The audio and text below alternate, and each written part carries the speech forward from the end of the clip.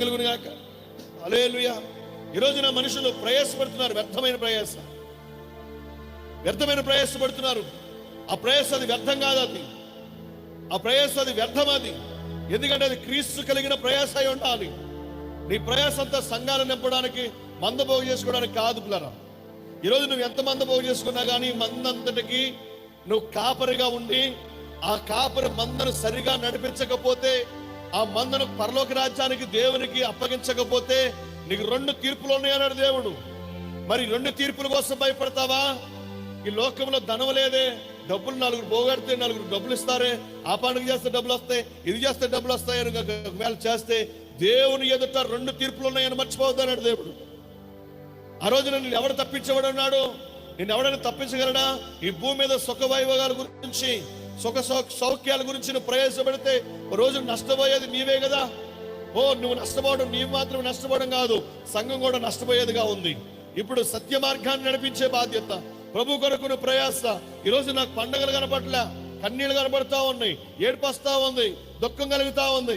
ఎందుకు దుఃఖం కలుగుతుంది తెలుసా బ్రదరా? ఇప్పటికే నశించిపోయేవారు అనేకులు అయిపోయారు, ఇప్పటికే నశించిపోతా ఉన్నారు. సువార్త నమ్మకుండా పోతా ఉంది. సువార్త ఎవరు కూడా అర్థం చేసుకోలేకపోతున్నారు. ఈరోజు వాక్యం దగ్గరికి వచ్చినా కానీ వాక్యాన్ని కూడా సరిగా అర్థం చేసుకోలేక వారు ఏమనుకుంటున్నారంటే ఏదో మతం అనుకోని విడిచిపెట్టి వెళ్ళిపోతున్నారు. మరి ఎలా నీకు పండగ కనపడతా ఉంది? ఎలా నువ్వు పండగలు చేయగలుగుతున్నావు? ఇంత భారము మన మీద ఇచ్చాడుగా దేవుడు. మరి ఈ భారాన్ని ఎందుకు అర్థం చేసుకోలేకపోతున్నావు? ఈ భారం ఏంటి? ఇన్ని పండుగలు చేసావే, కనీసము 10 మందినైనా పండుగలో మార్చగలిగావా?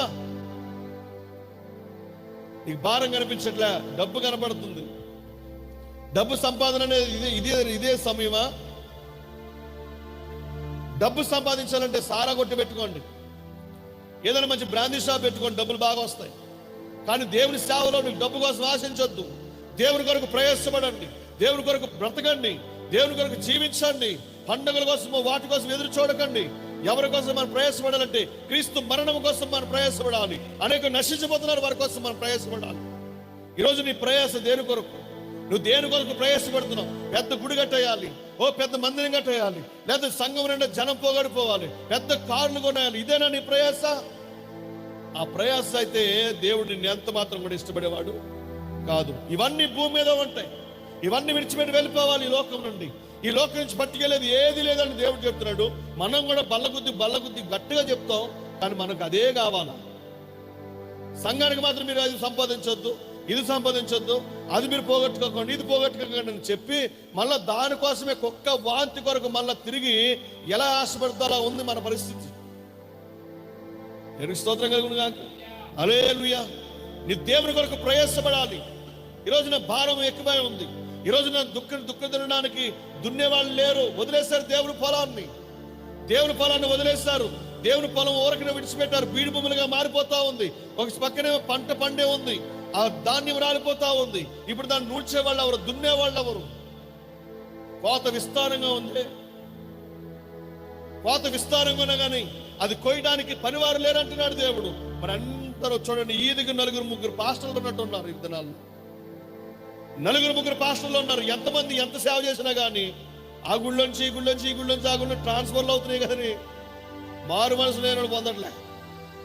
ఎవడని వీళ్ళు ప్రార్థన చేస్తే పోటీ పడిపోతున్నారు. ఈ దినాల్లో ఎందుకు పోటీ పడుతున్నారు?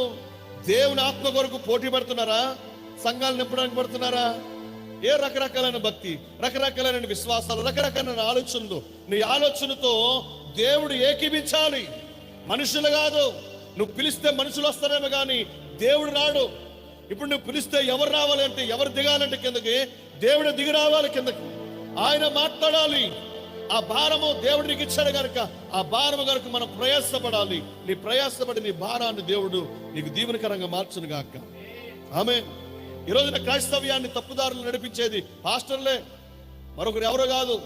సేవకులే సరైన మార్గంలో నడిపించట్లేదు, వారి సరైన మార్గంలో నడవట్లేదు, నడిచే వాళ్ళు నడిపించట్లేదు. ఎవరైనా వచ్చి వాక్యం చెప్తే ఆ వాక్యానికి 4 పేర్లు పెట్టి మాట్లాడుతూ ఉన్నారు.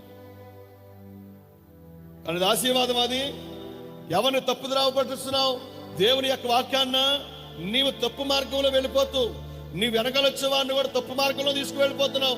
నీకు కావాల్సింది ఏంటంటే, నీకు డబ్బు కావాలా, నీకు డబ్బు కావాలని ఏడు, అది నీకు కావలసిన మార్గాలు వేరే ఉన్నాయి. కానీ దేవుని యొక్క వాక్యాన్ని పాడు చేయొద్దు అన్నాడు దేవుడు. ఈరోజు ప్రియ సహోదరి సహోదరుడా, ప్రేమతో మీకు చెప్తున్న మాట ఏంటంటే, దేవుని యొక్క వాక్యాన్ని పాడు చేయొద్దు. ఇప్పటికే దేవుని యొక్క రాక ఆలస్యం అవుతా ఉంది. ఎందుకంటే మనం సరైన వాక్యాన్ని సంఘానికి, సమాజానికి వాక్యాన్ని ఇవ్వలేకపోతున్నాం. మనం ఏం ఆశపడుతున్నాం అంటే లోకంలో ఉన్నదాన్ని ఆశపడుతున్నాం కనుక సరైన వాక్యాన్ని వారికి ప్రకటించలేకపోతున్నాం.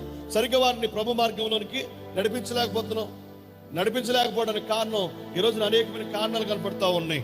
చూడండి, ప్రభు అన్నాడు, నీ వల్లనే కదా నా నామం దూషింపబడుతుంది అన్నాడు ఆయన. అది మన వల్లే అయితే ఆ శాపం మన మీదకి రాబోతా ఉంది. ఆమేన్.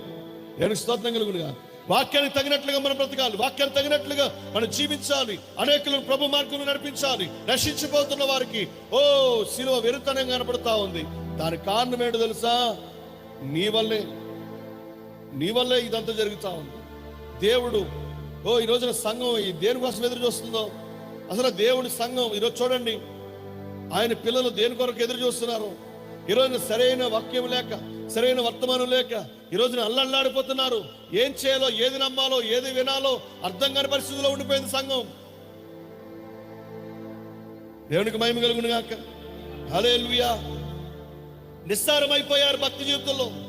ఈరోజు నిస్సారమైపోయి లోకానుసారమైన జీవితాన్ని కొనసాగిస్తూ లోకానుసారంగా బ్రతుకుతున్నారు కానీ వాక్యానికి తగినట్లుగా జీవితాలు లేవు, వాక్యానికి తగినట్లుగా ఫలాలు లేవు.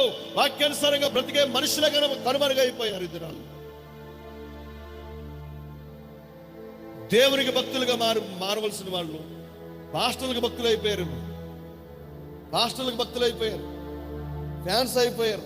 వాళ్ళు ఫాలో అవుతున్నారు కానీ దేవుణ్ణి, వాక్యాన్ని ఫాలో అయ్యేవాళ్ళు. మా పాస్టర్ గారు ఎలా ఉండమన్నారండి, మా పాస్టర్ గారు చెప్పారండి, మా పాస్టర్ గారు చెప్పింది మేము చేస్తాం. అది దేవుడు చెప్పింది ఏమన్నమాట? దేవుడు చెప్పిన మార్గంలో రావన్నమాట. అయితే దేవుడు చెప్తే దేవుని యొక్క వాక్యాన్ని తగినట్లుగా నువ్వు జీవించావు. మా పాటగారు ఏం చెప్తే అదే మేము నమ్ముతాం, అది ఏం చెప్తే అదే మాకు అదే ముఖ్యం అంటున్నారు. కానీ అది వాక్యం చెప్తుందా లేదా, అది వాక్యానుసారంగా ఉందా లేదా, ఆ దైవజనుడు దేన్ని బట్టి, శరీరాన్ని బట్టి విత్తుతున్నాడా, ఆత్మీయతను బట్టి విత్తుతున్నాడా అనేది అసలు సంఘానికి అర్థం కాని పరిస్థితి అయిపోయింది. మా పాస్టర్ గారు ఎలా బతుకుతాడండి? పిలిచినోడు పెంచగలడు ఆయన, పిలిచిన దేవుడు నమ్మదగిన దేవుడు ఆయన. నీ పాస్టర్ నువ్వు పెంచవసరలా. ఒకవేళ నన్ను పెంచడానికి కనుక మీరు వస్తే నిత్యనరకం అగ్నిలో వెళ్ళిపోతారు మీరు. స్తోత్రం. నేనే చెప్తున్నట్లు నా కోసం కనుక వచ్చి నన్ను బలపరచాలని, నాకేదో ఇచ్చేయాలని, నన్ను ఏదో పెద్దోడు చేయాలని కనుక మీరు వస్తే మీరు ఎప్పటికీ దీవెన పొందలేరు. మేము దేవుని యొక్క వాక్యాన్ని పొందుకోవాలి, వాక్యాన్ని వినాలి, వాక్యాన్ని మేము బలపడాలి. దేవుని యొక్క వాక్యం మాకు కావాలని ఆశ కనుక వస్తే మీ ఆశ దేవుడు దీవెనగా మార్చను గాక. ఆమేన్. దేవునికి స్తోత్రం కలుగును గాక. దేవునికి స్తోత్రం కలుగును గాక. మా పాస్టర్ గారు ఎలా బతుకుతాడండి అన్నావంటే ముందు నువ్వే పోతావు నరకానికి. దేవునికి స్తోత్రం కలుగును గాక. పిలిచినాడు ఎవడా జీతమో, పిలిచినాడు పెంచడా? పిలిచిన దేవుడు నమ్మదగిన దేవుడు. పిలిచినాడు మనుషులు కాదు మనల్ని, పిలిచిన దేవుడు నమ్మదగిన దేవుడు ఆయన. ఒకవేళ జనం ఉన్నా లేకపోయినా, ఇక్కడ అంటున్నాడు యెహోషువ అంటున్నాడు, మీరు వచ్చినా రాకపోయినా నేను నా ఇంటి వారు యెహోవాను సేవిస్తామన్నాడు ఆయన. జనం ఉన్నా లేకపోయినా, జనం మాతో ఉన్నా లేకపోయినా మాకు ఏ నష్టం లేదు. మాకు కావాల్సింది ఏంటి తెలుసా? దేవుడు కావాలి. నేనే చెప్తున్నాను, ఒక సేవకుడిగా నాకు దేవుడు కావాలి. నాకు మనుషులు కాదు కావాల్సింది, నన్ను పొగిడేవాళ్ళు కాదు కావాల్సింది, నన్ను పెంచేవాళ్ళు కాదు కావాల్సింది. నన్ను పెంచేవాడు, నన్ను పొగిడేవాడు, నన్ను ఆదరించేవాడు, నాకు మేలు చేసేవాడు దేవుడు ఉన్నాడు. దేవునికి స్తోత్రం కలుగును గాక. నాకు ఆయన ఉండగా నాకు ఎవరు ఈ లోకంలో కావాలి, నాకు ఎవరు ఈ లోకంలో అవసరంలే. నాకు దేవుడు కావాలి, దేవుని వాక్యం కావాలా. నాకు దేవుడు తప్ప మరొకటి ఏది అవసరంలే. ఈ భూమి మీద నన్ను హెచ్చించేది ఏది వద్దు. నాకు నన్ను హెచ్చించేది ఎవరంటే దేవుడు. నన్ను హెచ్చిస్తే చాలు, నన్ను దేవుడు నన్ను బలపరిస్తే చాలు, దేవుడు నన్ను దీవిస్తే చాలండి. మనుషులు కాదు దీవించవలసింది, మనుషులు కాదు మనం దీవించవలసింది. పిల్లరా, మనుషుల ఆశీర్వాదం కొరకు ఎదురు చూస్తున్నామా? మొన్న ఒక ఆయన అంటున్నాడు, మీరు వస్తే మాకు ఆశీర్వాదం వస్తుంది అంటున్నాడు ఒక ఆయన. సంఘస్థుల్ని పెద్ద పాటర్ గారు ఆయన వస్తే ఏమవుతుందంటండి, సంఘస్థుల దగ్గరికి వెళ్ళి ఆయన వెళ్ళి అక్కడ ఏం చెప్తున్నాడంటే, ఆయన కూడా మంచి పాస్టర్ గారే, పెద్ద పాస్టర్ గారే. ఆయన వెళ్ళట్టాడు, అయ్యా మీరు మా దగ్గరికి వస్తే, మా మందిరానికి వస్తే మాకు ఎంతో దీవెన అంటున్నాడు ఆయన. నీకు దీవెన, ఆయనకి దీవెన. ఆయన ఏంటి గవర్నమెంట్ ఎంప్లాయ్, ఆయన నెలసరికి 1,50,000 జీతం వద్దంట. ఆయన ఒకసారి ఒక నెలలో దశభాగం ఇచ్చినా కానీ బోళ్ళ దీవెన పొందేస్తారు పాస్టర్ గారు. ఆయన ఆశ అది, కానీ నీ ఆశ అది కాదు పిల్లరా. దేవుడు అది కాదు కోరుకునేది. దేవుడు అవసరమైతే నీకు ఏది కావాలో నీకు అవసరత ఏముందో అవన్నీ ఇవ్వగలడు దేవుడు. ఇవ్వలేని దేవుడు ఆయన. ఆయనకు అసాధ్యం అంటే ఏమైనా ఉందా?